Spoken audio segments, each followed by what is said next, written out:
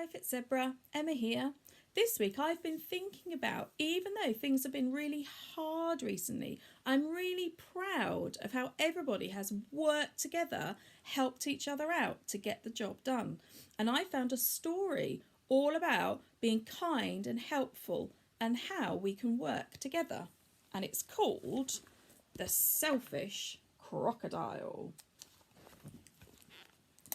Deep in the forest, in the river, lived a large crocodile. He was a very selfish crocodile. He didn't want any other creature to drink or bathe in the river. He thought it was his river. Every day he shouted to the creatures of the forest, "Stay away, it's my river.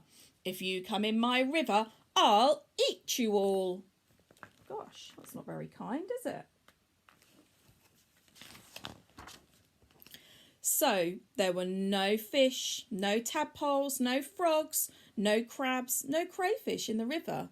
They were all afraid of the selfish crocodile. The forest creatures kept away from the river as well. Whenever they were thirsty, they went for miles to drink in different rivers and streams. Every day the crocodile lay on with his great big back to the sun, picking his big, sharp teeth with a stick.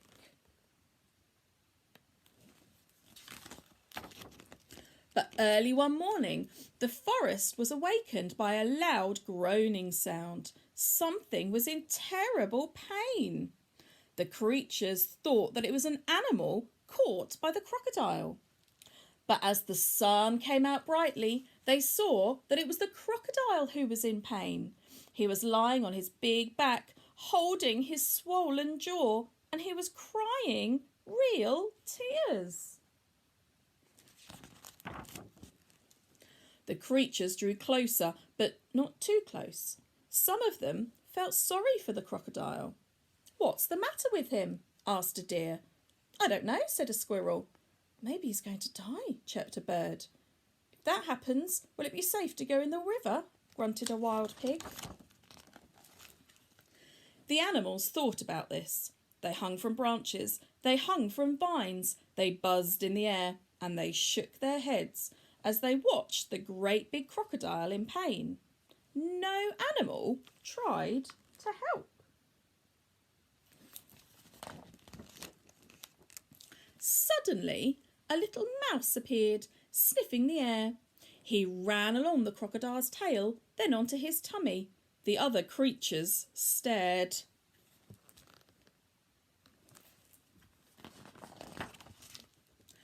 "Look at that mouse," chattered a monkey. "He's either very brave or very silly." "He's going to be eaten for sure," said the iguana. The mouse crept along the crocodile's big neck and into his open mouth. There was a hush in the forest. What's going to happen? Is it going to be safe? The mouse got hold of something and pulled and pulled and pulled. Then he put it on his shoulder and walked out of the crocodile's mouth. There was a loud cheer from the astonished creatures. The crocodile sat up and said, "I don't feel pain anymore. It's all gone." Then he saw the mouse walking down his tummy, carrying an enormous crocodile tooth on his shoulder. "Your bad tooth was giving you toothache," answered the mouse, turning around to face the now smiling crocodile. "Do you want it back?" "Oh, no, get rid of it. And when you've done that, come back and I'll have a present for you."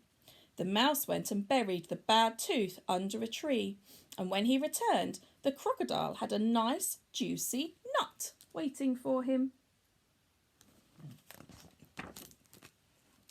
As the crocodile watched the mouse eating the nut, he said to him, "You were very clever getting rid of my toothache, and very kind too.